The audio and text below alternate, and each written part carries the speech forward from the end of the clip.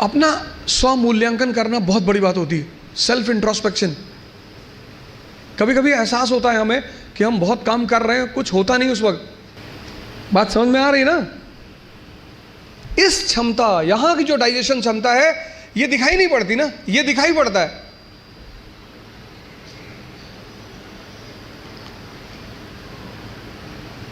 ये पेट दिखाई पड़ता है, ये पेट दिखाई नहीं पड़ता।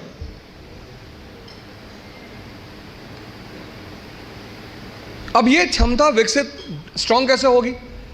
बड़ा प्यारा फॉर्मूला, सेकंड फॉर्मूला। क्षमता बढ़ानी है मन की हजम करने की, बहुत प्यारा, जो कि फिर 98% लोग नहीं करते। तुम बिना सोचे पढ़ सकते हो,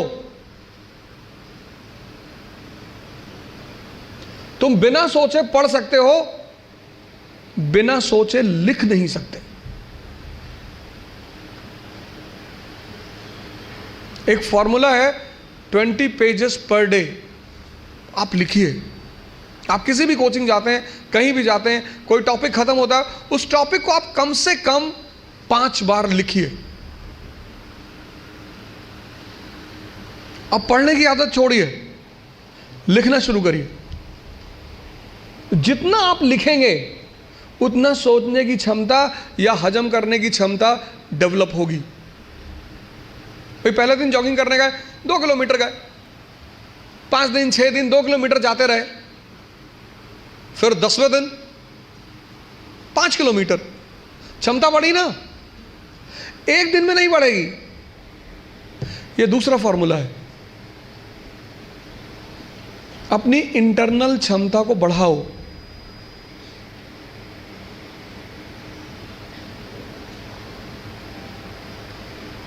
नहीं बात क्लियर हुई? हाँ, कितने लोगों को इस बात का वो रहता? मुझसे बहुत सारे लोग मिलते हैं, सर हमें कुछ याद नहीं रहता। आपने हजम ही नहीं किया। मूवी आपको पूरी याद रहती है ना, नॉवेल पढ़ा आपने पूरी याद रहता है, पूरा नॉवेल, एक एक लाइन, एक एक कैरेक्टर याद है। ये क्यों नहीं याद है?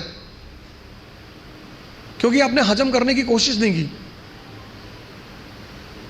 ये दूसरा फॉर्मूला। अपनी इंटरनल कैपेसिटी को पहचानो, पहचानो। यही तो है सेल्फ इंट्रोस्पेक्शन। और अगर वो कम है, बढ़ा लो।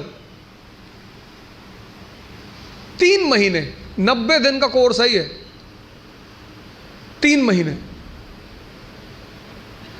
3 महीने अगर 20 पेजेस लिख ले गए तो तुम बिलीव नहीं करोगे कि तुम्हारे सोचने की क्षमता कितनी डेवलप हो जाएगी, हजम करने की क्षमता कितनी डेवलप हो जाएगी।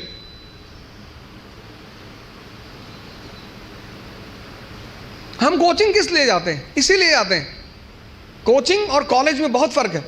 कॉलेज आप पढ़ने के लिए जाते हैं, कोचिंग आप सीखने के लिए जाते हैं।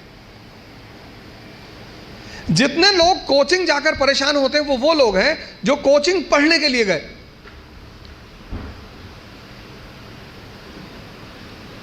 अगर कोचिंग भी पढ़ा रही है और कॉलेज भी पढ़ा रही है तो फिर दोनों में फर्क कहां है?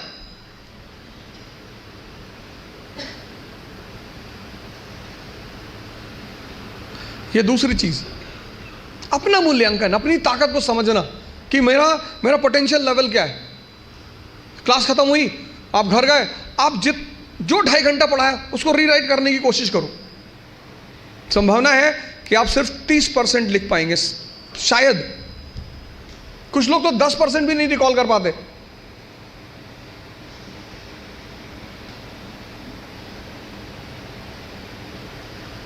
तो पहला काम क्या करना है? एग्जामिनेशन पैटर्न को समझना है। ये क्या है, कैसे है, पहला चरण क्या है, दूसरा चरण क्या है, तीसरा चरण क्या है। दूसरा क्या करना है? सेल्फ इंट्रोस्पेक्शन करना है। उसकी सबसे बड़ी वजह यह है कि इस देश में ह्यूमैनिटीज को कोई इज्जत ही नहीं है। अगर आप बीए कर रहे हैं ना इस कंट्री में, तो आपको लोग बर्बाद आदमी समझेंगे। कह रहे बीए कर रहे, चलो पीछे आके खड़े हो जाओ, बीए कर रहे, इधर आप एमबीए कर रहे हैं, महाबर्बाद आदमी। तो भी थोड़ा इज्जत है। साइंस की तो बड़ी इज्जत है, और आईआईटी की तो खैर कहने ही क्या। लेकिन जहां आपने कहा बीए, बहुत रेयर केस में जो लोग ग्रेजुएशन बीए वगैरह करते हैं, बीए ऑनर्स वगैरह, वो बहुत रेयर केस में बताते हैं लोगों से। आईआईटी वाले तो कहीं भी फंक्शन होगा तो आगे खड़े हो जाएंगे। क्या कर रहे हैं भैया? आईआईटी कानपुर, अच्छा अच्छा। अब चूंकि, और आप जितने लोगों ने इंजीनियरिंग वगैरह कर रखी, 10th तक हमें ह्यूमैनिटीज पढ़ाया गया, और 10th का टीचर हमें क्या कहता था बार बार कि बस इसके बाद जीवन में हिस्ट्री कभी नहीं पढ़नी, इसके बाद जीवन में सिविक्स कभी नहीं पढ़नी, इसके बाद जीवन में जो बेटा ये बस 1 साल बेटा। अब उस टीचर का चेहरा बहुत याद आता होगा। मतलब हमें ये स्कूलों में बताया गया, ज्यादातर, हो सकता है सब में ना हो, लेकिन ज्यादातर स्कूलों में, हमारे स्कूल में हमारी हिस्ट्री की टीचर बोलती थी बस अब जीवन में हिस्ट्री पढ़ना ही नहीं। हमें क्या पता था हिस्ट्री से ही जिंदगी चलेगी। और इतिहास, मैंने कहा ना, सब्जेक्ट नहीं, दर्शन, एक से एक कैरेक्टर जिन्होंने असंभव को मजाक बनाया। आप वर्ल्ड हिस्ट्री पढ़ोगे, एक से एक कैरेक्टर। बिस्मार्क, पूरा यूरोप नहीं चाहता कि जर्मनी राष्ट्र बने, पूरा यूरोप। अभी सर ने कहा कि जब आप कुछ बड़ा करना चाहते हो तो आपका लोग विरोध करते हैं, तो 1-2 लोग विरोध करते हैं, उसी में आदमी की हालत खराब। पूरा यूरोप नहीं चाहता कि जर्मनी नेशन बने, और वो आदमी उस परिस्थिति में, उस सिचुएशन में, जब यूरोप चाहता ही नहीं, 1871 में जर्मनी को नेशन बना देता है।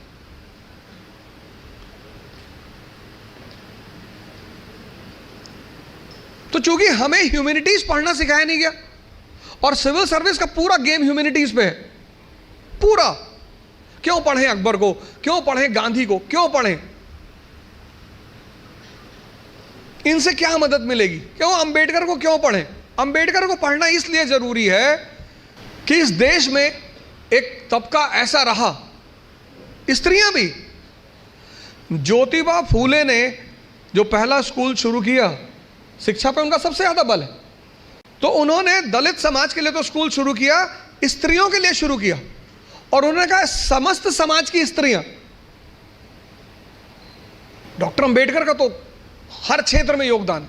एक बात उस आदमी की इतनी जबरदस्त है, जो मैंने अभी, जब उनका जन्मदिन था 14 अप्रैल को, तो मैंने एक वीडियो बनाया था, उसमें उनके ऊपर बनाया, उसमें नवयान पे मैंने एम्फसाइज किया। उनका मानना था, जैसे बुद्धिज्म के 3 सेक्ट हैं, हीनयान, महायान, वज्रयान, उन्होंने एक और यान कहा, नवयान।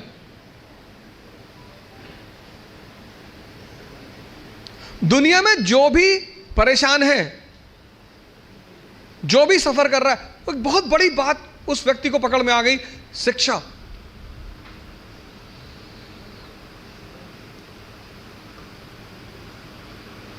कभी कभी कुछ चीजें समाज इस ढंग से करता है कि पकड़ में नहीं आती, मेन चीज पकड़ में नहीं आती,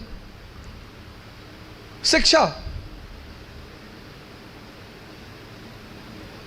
उन्होंने कहा शिक्षा, एजुकेशन, नॉलेज शेरनी का दूध है।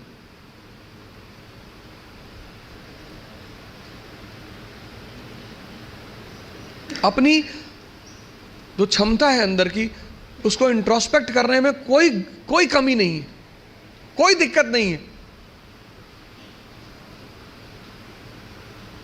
हर आदमी, आप में से बहुत सारे लोग होंगे जो पिछले 1 साल से तैयारी कर रहे होंगे, 2 साल से तैयारी कर रहे होंगे। कितने लोग हैं जो 2 साल से तैयारी कर रहे हैं? अब ना बताओगे। 2 साल से। और इधर ऐसे बैठो जैसे तालिबान ने काबुल में कब्जा कर लिया। वो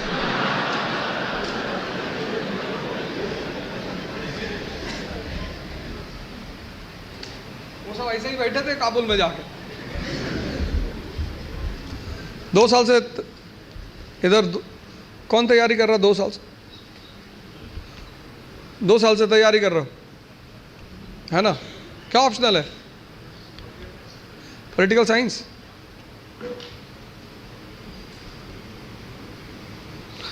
चलो तुमसे कुछ पूछेंगे नहीं।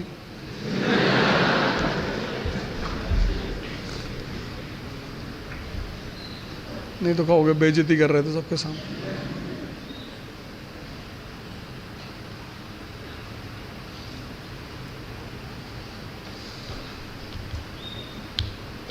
बस 3-4 लोग 2 साल से तैयारी कर, ये सब 4-5 साल से तैयारी कर रहे हैं, बता नहीं रहे। 5 साल से कर रहे हो ना।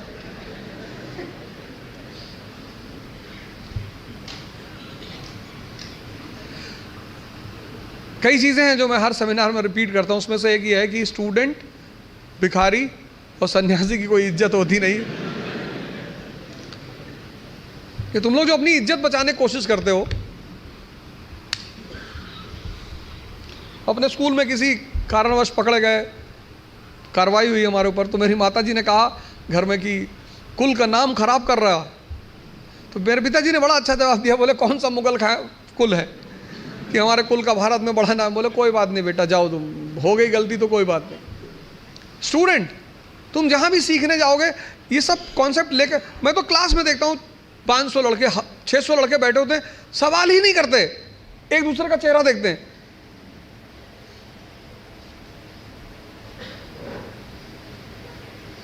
जब तुमको तुम्हारी एजुकेशन इतनी हिम्मत नहीं दे पाई कि तुम भीड़ में खड़े होकर प्रश्न कर सको, तो वो एजुकेशन तुम्हारी जिंदगी को कैसे बदल सकती है।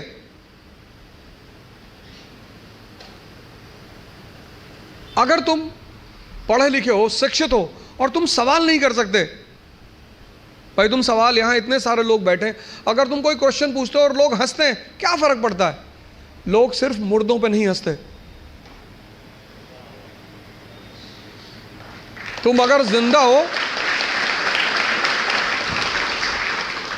तुम